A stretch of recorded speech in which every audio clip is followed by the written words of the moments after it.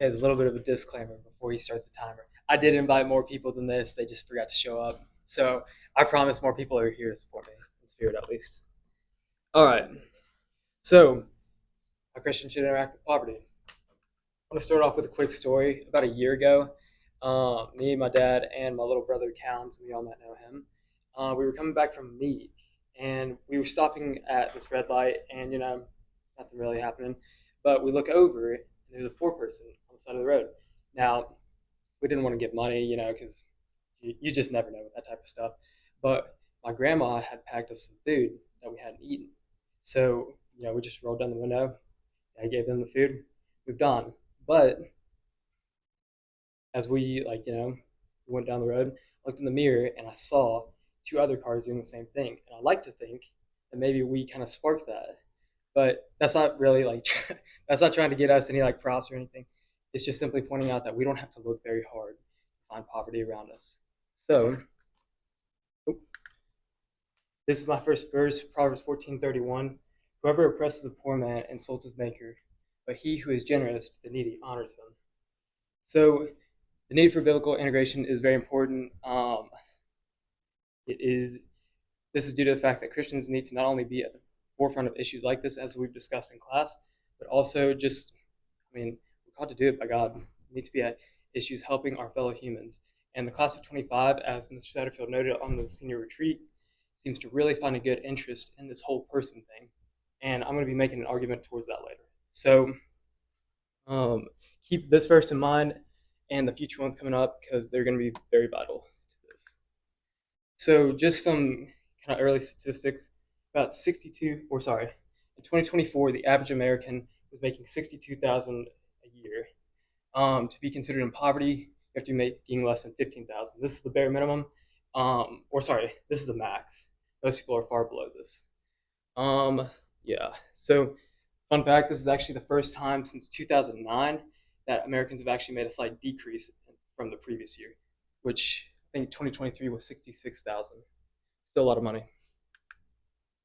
So my next verse, and I really like this image because she's a poor person, I think, is First John 3:17. It says that if anyone has the world's good and sees his brother in need, yet closes his heart against him, how does God's love abide in him? And this just really struck home because I was like, man, like I said, I found poverty and I wasn't even looking for it. So when I see it and I'm thinking about it, I do nothing. Where is God's love in me? And I know we all live or we're in this area, Southside Christian School, we have a lot of stuff.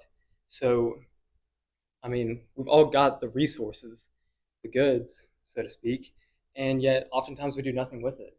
So, honestly, we need to take a hard look at our hearts because what we might find is that God's love isn't in us, and that is a very scary prospect. Yeah. So just some kind of local numbers. About 6% of the population in Simpsonville lives below the poverty line. That's 1,800 people. 15% of Greenville is a little under 10,000 people. In Greenville County, that's 54,000 people. And in South Carolina, it's 640,000, all living below the poverty line. I did not expect to find that when I first started because, United States, very wealthy, very well-off to do nation.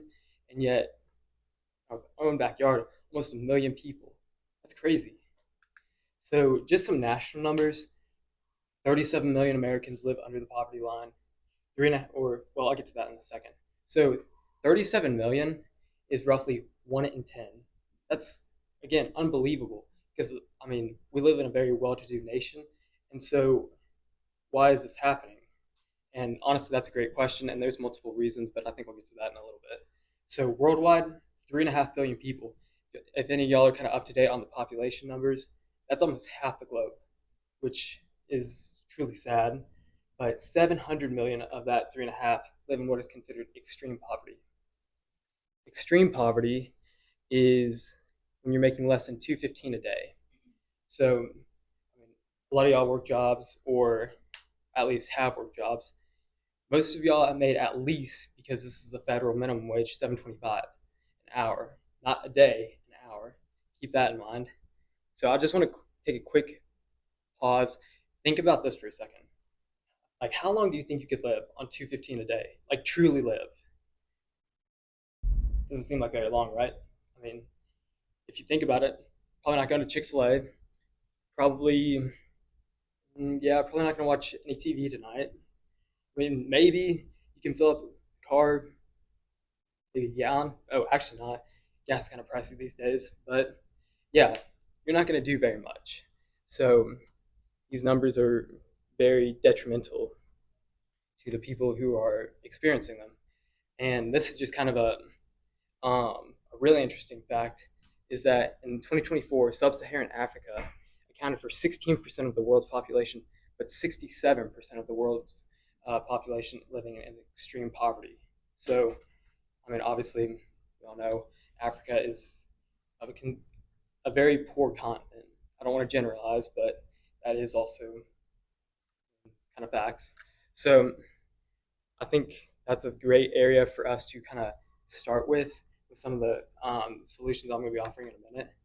But yeah, start kind of where the kind of hot spots are, if you will, and then branch out from there.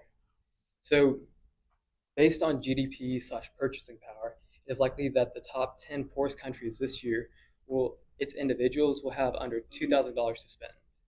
So, in contrast, the average single American a month will spend $4,700.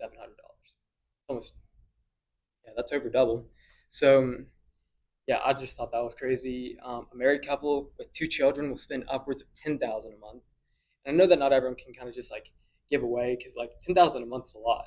I mean, even I'd like to think for Southside Christian, but anyways, yeah, it's a lot. So, and I get it. Like you can't always just give money, but what we can give is time. And I'd like to think at least like the pretense that we'd like to help people seems like the least we could do. So, some other kind of things related to being poor is that you're more likely to experience mental and physical issues at a much higher rate than those living above the poverty line.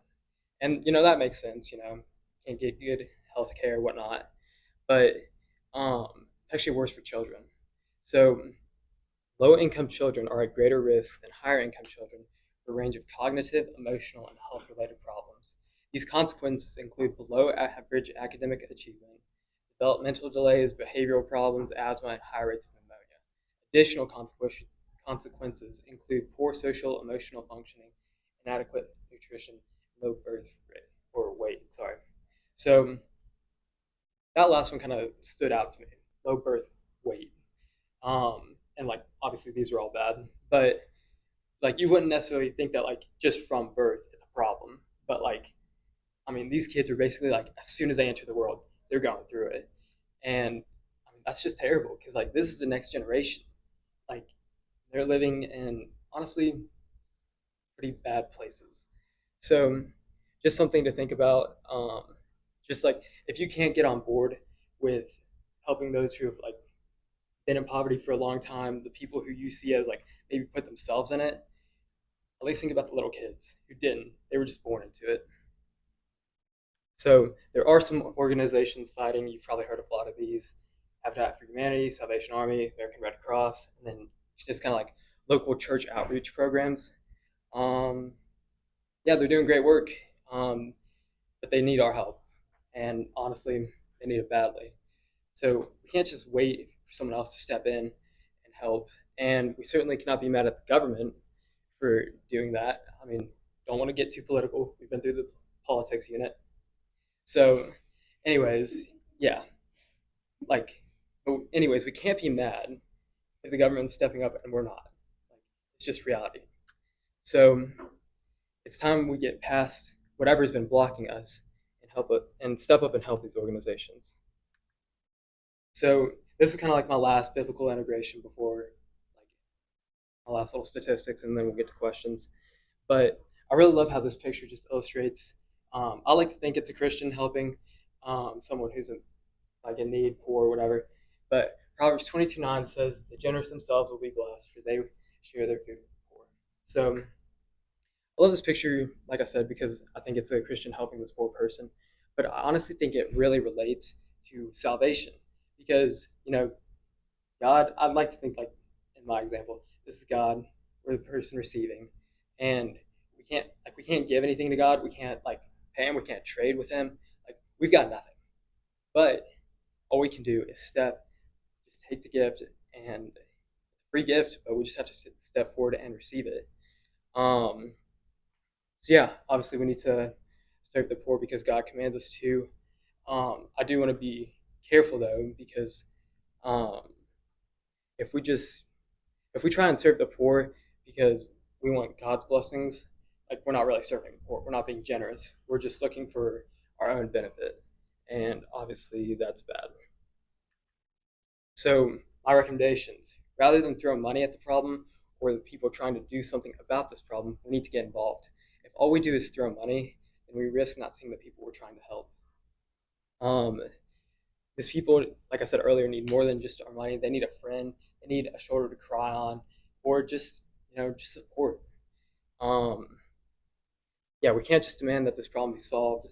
Um, like I really like this line from a TV show. It says, "We can't demand that people step up and we not meet them halfway." Which I was like, I thought it was like the perfect line for my presentation. So hopefully I didn't misuse it. But yeah, I just think that's really powerful. Meeting them halfway would include stuff like working with these organizations that I've mentioned. Um, yeah, like I said, it's important that Christians be at the forefront of issues like this. And just like kind of a quick side note, it's not going to be comfortable, especially at first. That's okay because as I heard on Sunday from someone who's just preaching to our church, it wasn't our pastor. That's why I kind of said it like that. But as I said, yeah, heard on Sunday, two things that should motivate us to get past this discomfort are one, our love for God, and two, our love for people. And this was like that was in reference to evangelism, but I think it fits so well here. So yeah, I recommend that we join these organizations. Um, I believe that this is the safest and most effective way, and I hope that someone will ask a question about why that's the safest, but we'll get to that eventually. Um, and yeah, volunteering at homeless shelters is also great. And I believe that if we rise up as a Christian community, then we will not only will God bless the work that we're doing, but He will also make it prosper in ways that it just wouldn't without Him. So yeah, and that's it. Thanks for listening, guys.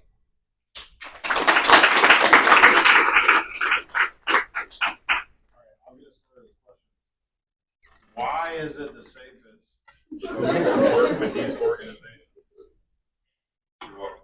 Thank you. Yeah, so obviously we all know the scary examples of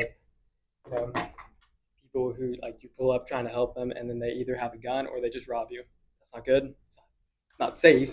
So yeah, I think like it doesn't matter if you're like by yourself with people. Like it's usually probably best if you're doing it with an organization. They're probably going to be doing it in safer areas or at least a more controlled environment. Um, but yeah, I definitely do not recommend like pulling up by yourself in some dark alley. It's not safe. Yeah, in class, I think this happened last year, whenever it happened. But we were talking about poverty care. We were talking about good ways of going about it, bad ways of going about it. And honestly, it's a matter of prudence. Right? A lot of this stuff comes down to like what's the smartest move in terms of as long term, whatever immediate needs, obviously, but also like long term. It's just a really good conversation about Jesus. This is a topic that's very close to Jesus' heart. The literal story that Jesus was talking. It wasn't a parable. It wasn't trying to mince words here. He's like, my people should be. If you're following me, you should care for the poor. And the parable that he does say, or the story that he does tell, is, on the day of judgment, Jesus presumably is going to tell people, you rejected me. When I was hungry, you didn't give me food. When I was naked, you didn't give me clothes. When I was sick, you didn't give me hope. They're gonna ask Jesus, when did that happen? When did we ever see you hungry and naked and sick? And he's like, well, when you've seen them hungry and naked and sick, and what you've done to the least of these, you've done to me. And then he reverses it, he flips it, and he congratulates and is proud of and blesses the people who do help. Jesus, when did we ever help you? When would we have ever helped you? Well, when you help them, you've helped me. And rarely do you see Jesus identifying with a whole group of people, seeing himself like whatever you say. Now, all of us would obviously show a lot of respect for Jesus, but someone looking homeless, like you said, it's kind of a touchy situation to talk about how people may look poor or wealthy. James has a lot to say about that. Yeah, this is something that's really close, and so that it's a matter of prudence. On that note, I got another question. You mentioned something about good ways and bad ways of helping people, and the solution isn't always throwing money at them at whatever. Could you expound on that a little bit? Maybe give us some more specifics. Yeah, I think the question is most specifically, what is a good way and bad way of going Yeah. So definitely let me get back to that. I think I just like misread a bullet point. So which would have answered that question directly. Um, Honestly, I don't really need it. So yeah, money like obviously it can be used. We don't want to enable people because we don't know why they're there. But it seems like if money isn't the answer, there's got to be something better. And I believe that not only can just like emotional support, which I kind of hit on a little bit, emotional support, but then just like what I was saying in the story, like just giving food, like that can be that or that can go a long way. But also like I wanted to hit on this and I missed it was like we don't know. I mean, obviously, I'm not going to say like if you're poor, you're not a Christian or anything like that. Like that's just not true. And obviously, there's many great Christians who are poor, but if they're not Christians, then what they really need more than anything is God. And so that's not necessarily like something like I can just tangibly give you, but at the same time, it seems like the most important thing I can give you. So I hope that answered the about? Yeah, question. yeah. Okay. It's a big topic, Like there's Yeah. always, and depending on what the circumstances are, largely depending on whether or not. So the rest of that story that I was getting to earlier, we were talking about this in class, and young lady at the end of class comes up and says she felt really bad, like you could just like tell something was bothering her. A previous evening, her and a friend were stopping off to get some gas before they got home, filling up the car or whatever. They were at a gas station at night. Come and approach them, ask for money.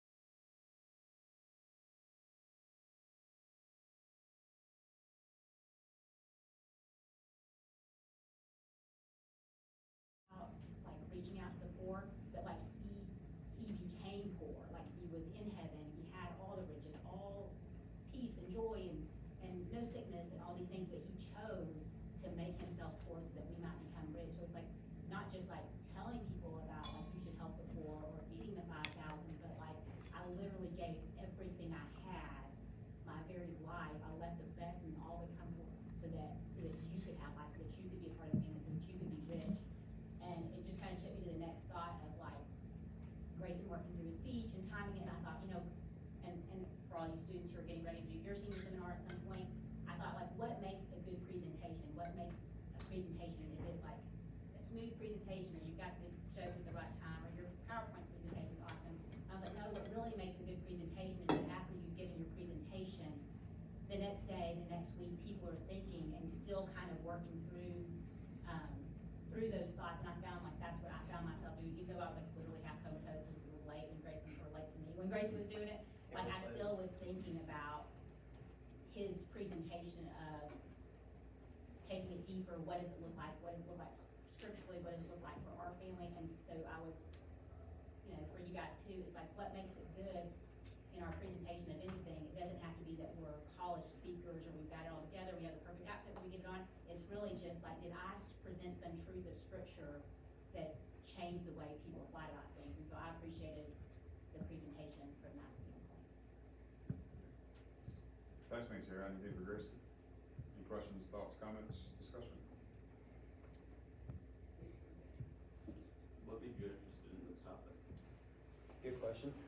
Honestly, this wasn't my first topic that I picked. I was gonna try and do some, like, it's kind of tricky, which is probably why it didn't work, but it was some kind of like, I was gonna do basically pay differential between like popular sport athletes versus like non-popular sport, and then I was gonna do, but like, what do, like, compared to actual poor people, how much does that non-popular sport take? So I guess it did have a little bit to do with poverty, but like certainly not like the main focus. But I don't know, for some reason, I guess it's probably just God called, like maybe pulling on my heart, saying like, hey, like poverty is something that I want you to think about. And so I do find that really interesting, just kind of thinking and talking about it out loud, is like poverty was kind of always in the equation somewhere. So I guess there isn't like a great like, oh, I had this huge experience. I mean, but yeah, that's kind of like how it came up. And that's the sign of a good project. Like some of y'all have also been in that situation where you had an idea and you kind of chased it a little bit and realized, actually, no, I think there's something a little more over in this topic. That's research. That's how that works. Anybody got anything else real quick? So you mentioned something. I would love to think about this a little bit more, but it is interesting how many people who do have a story of some type of how often the stories of like drug addiction and abuse and like all these other terrible social problems correlate with poverty. Like that was one of the things that was really interesting, especially in Grayson's paper. He talked about how poverty impacts, he talked about the education of children and family structure, mental health, like all those things just seems like poverty is not the solution to any of those things, but it does seem like it exasperates a lot of those things. And it's interesting that, like, I think you're right, a lot of people who come from those types of stories, when they quote unquote make it out, when they get back on their feet, when they're more stable, they just have a heart for reaching people who were in those positions. Those of y'all that have ever worked with Miracle Hill downtown, y'all familiar with Miracle Hill? They're around here a lot. The CEO of Miracle Hill is a graduate of Miracle Hill's addiction program. He was homeless for a little bit. Ryan Dirk, he's been here to talk a few times at school, and he just got this really fantastic story. And now he's chief executive officer of the whole operation, helping people who are in his position. Now that's not necessarily always the case, because God helping us, I hope that none of y'all are ever in that position. So for the rest of us who have been blessed by God and we have a stable life and we're set up quite nicely, then we got a different teaching from Jesus. To whom much is given, much is expected. Could it be that God has blessed you, never having to deal with this type of situation, so that you could be a blessing? I can't think, like Grayson's picture, like the imagery was really powerful there, right? Like somebody pouring some soup or whatever it was into the bowl. I just wonder if that person wasn't about to take that bowl, turn around and offer it to someone else. Could it be that that's what God's calling us to do, right? So yeah, last call. Anybody got anything else? I think too, just one, it also made me think, Grayson's presentations, like we're talking about poor and finances, poor and wealth, but I think there's like in our society, especially like post-COVID, that there is very much this concept of people being poor in spirit, like where people, and like how do people get there? And it made me think about like, it's not just about, like Grayson said, it's not just about like giving money, but sometimes it's just like saying, I see you, and that's not something that's relegated to like your bank account or what part of town you live in. Like I think there's very much an issue in our society where people don't feel like they're seen, and so like throwing money at them, it's like, okay, maybe they're just doing that to get out of my, get me away from them. But like I think every day having a sensitivity to the Holy Spirit to be like, I think they look discouraged, or they seem like they're not their normal selves, and being going back to the concept of having walked that road. I lost my best friend in high school to suicide. So like, I feel like since I lost her like 7 or 8 years ago, like looking back at our story, our pictures from high school, you never would have thought that we would have gone such different routes, and like where our stories ended, that God like brought those things back together. But now, because I've been there, I know what it's like to get a text from somebody that you care about, and you think, man, it sounds like their life's going good, we need to catch up for lunch, and then to get that call. So I think it's just moving to say, like, when you watch something, don't be discouraged if you struggle with something, an addiction or different things like that, because the story of Ruth and Boaz is God took her poverty and made her rich, and that's really the beauty of what God does in our story. He lets us sometimes walk through these hard things so that He might redeem them and then bring beauty out of them. So it's, I think, seeing people, seeing their poorness, whether it's poorness of finances or poorness of spirit, to just be like, man, they just seem sad, that we have such an opportunity to show the love of Christ. And like Grayson said, a lot of times it doesn't take money. Sometimes it's not the money. Sometimes it's just like, hey, I see you and I feel for you, and your burden is now becoming my burden because you're walking a hard road, and I've been there on some level before. All right, thanks, Grayson. Yeah. Microphone? Yeah, I'll come